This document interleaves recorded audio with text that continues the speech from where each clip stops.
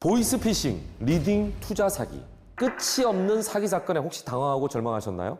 사기 등의 형사사건 앞에 어떻게 해야 할지 막막할 때 고수를 만나보면 어떨까요? 형사사건에 특히 강하다는 이 고수, 그에게는 엄청난 과거가 있다는데요.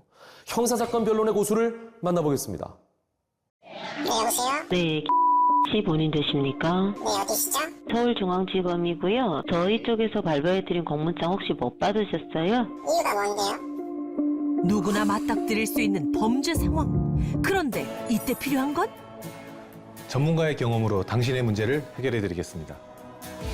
빠른 판단으로 해결책을 제시하는 심준호 고수를 소개합니다. 서울에 있는 한 경찰서. 고수는 이곳을 특히 자주 오간다는데요. 변호사님 원래 이렇게 경찰서를 자주 오세요? 뭐 어떤 사건을 수임하느냐에 따라 다르지만 제가 주로 형사나 금융적 전문을 하고 있어서 경찰서에 주로 자주 오는 편입니다. 원래 금융기관에서 사내 변호사를 하다가 수사 업무를 좀 하고 싶어가지고 그래서 한 10년 전쯤에 경찰청 변호사 특채로 입직을 하게 됐습니다. 12년 전 변호사 특채로 경찰청에 입직한 고수. 경제팀장부터 수사지원팀장까지 다양한 업무를 해왔답니다. 경제팀장을 하면서 정말 많은 사기 사건을 많이 접수를 했었고 수사를 했었습니다. 그래서 경찰 수사라는 것은 피해 회복에 중점이 있다라기보다는 그 돈을 빌려가서 갚지 않은 그 사기꾼들을 처벌하는 곳에 중점이 있다 보니까 어려운 분들을 위해서 도와드리고 싶어서 그렇게 변호사로 다시 돌아오게 됐습니다. 경찰로 수사할 당시 경험을 살려 의뢰인을 돕고 있다는 고수. 투자를 해보려고 여기저기 알아보다가 사이트를 하나 알게 됐거든요. 주식 사이트였어요. 매도하고 매수도 할 수 있게끔 되어 있었고요. 투자를 했더니 정말 수익이 났어요. 스스로를 입금을 해야지 출금을 할 수 있다고 하시더라고요. 입금을 했는데 출금이 안 되더라고요. 그 후로 연락이 아예 안 되시더라고요. 연락이 아예 안 네. 다 있구나. 그리고 아예 사이트도 없어졌어요. 사이트도 이제 네. 지금 피해 금액이 얼마 정도 지금 되시나요? 한 8천만 원 정도 알고 있어요. 이거 엄청난 금액이네요. 일단은 경찰서 가셔가지고 저랑 같이 가서 일단은 부정계좌 등록을 할 수 있도록 하고요. 사건, 사고, 사실 확인원을 발급받아서 이제 금융기관에 이제 피해구제 신청도 하실 수가 있습니다. 그래서 너무 걱정하지 마시고 하여튼 제가 최대한 빨리 신속하게 도와드릴 수 있도록 하겠습니다. 피해 구조에 중요한 건 빠른 대처. 곧바로 대처 방법을 제시합니다. 신뢰가 너무 갔고 연륜과 경력으로 하니까 저한테 정말 제대로 알려주셨어요. 찾을 수도 있겠구나라는 희망을 갖고 오늘 돌아갈 수 있을 것 같거든요. 실제로 최근 투자 사기 피해가 급증하고 있는데요. 그렇다면 이러한 사기를 예방할 수 있는 방법은 무엇일까요? 리딩방이라는 것 자체가 이런 주식 매매를 자기네들이 할 수 있다는 건데 정부에서 엄격한 심사를 거쳐서 인가받은 증권회사만이 그 업무를 할 수 있는 거기 때문에 그런 어떤 개인이나 어떤 일반적인 회사가 절대 할 수 없는 업무입니다. 수법이 점점 교묘해지는 만큼 더욱 주의가 필요하답니다. 안녕하세요.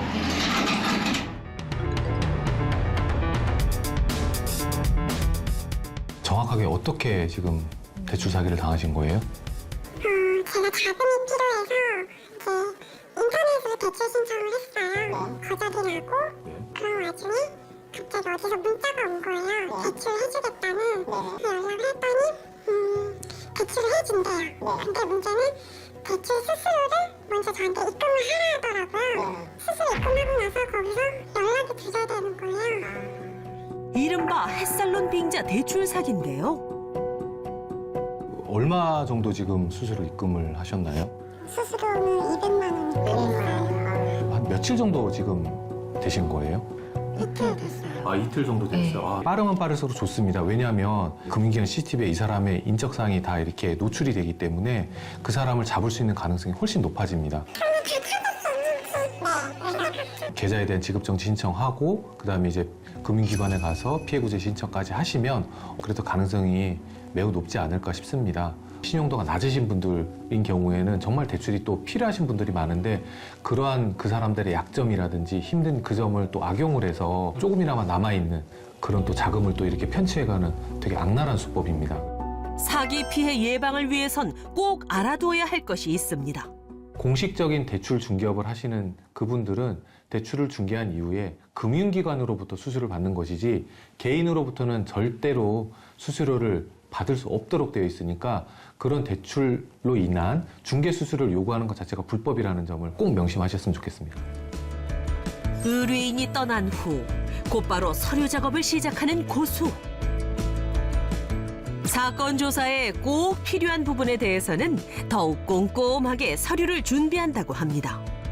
직접 수사 업무를 했던 경험이 있다 보니까 수사관님들이 요청하시는 서류나 의견서 이런 것들이 왜 필요한지 저도 마음을 조금 더 캐치를 할 수 있게 되는 것 같고요. 또 역으로 의뢰인분들이 또 이런 부분들은 좀 더 수사관님들한테 어필을 하고 좀 더 이런 내용을 잘 전달했으면 좋겠다라고 했을 때 또 그분들하고 또 좀 더 소통이 잘 돼서 사건 해결에 더 큰 도움이 되는 것 같습니다.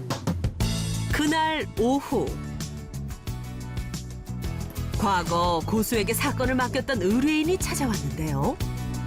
무슨 일일까요? 사건에 대해서 꼼꼼하게 잘 이해를 해주시고 봐주시는 편이셔서 제가 뭐 크게 신경을 쓸 필요도 없이 잘 해결을 해주시는 분이십니다. 제 지인이 입주자 대표 선거 와중에 공동으로 선거에 나오신 분께서 아파트 카페에 제 지인을 이제 비방하는 글을 올리거나 허위 사실로 인해서 굉장히 지금 고통을 받고 있어서 정보통신망법 위반에 의한 명예훼손으로 아마 의율이 될 것 같고요. 이제 불법행위란 손해배상 청구도 하실 수 있도록 제가 그렇게 안내를 해드리도록 하겠습니다. 언제나 의뢰인의 말을 경청하는 것도 고수의 철칙이랍니다. 제가 경찰에 있을 때도 그러더라고요. 이제 오시면서 뭐 고소하러 이렇게 오신 분들 보면 우시는 분들이 계세요. 그래서 그때는 일단 저는 자판 두드리지 않고 이제 들어드립니다. 심정적으로 그런 것도 많이 좀 헤아릴 수 있는 좀 그런 변호사가 되고자 저도 많이 노력을 하고 있습니다. 항상 의뢰인의 입장에서 그들의 권리를 보호하고 싶다는 고수. 형사 전문 변호사로서 일단은 제가 맡은 의뢰받은 사건들을 잘 처리를 하고 나중에 책을 집필하거나 강의도 한번 해보고 싶은 생각은 있습니다. 형사적인 문제로 고민을 하시는 분들이 있으시다면 언제든지 저를 찾아와 주시면 제가 그분들의 오른팔과 왼팔이 되어드리도록 하겠습니다. 심준호 고수의 1%의 비밀은 경찰 경력을 바탕으로 사건에 빠르게 대처하는 것입니다.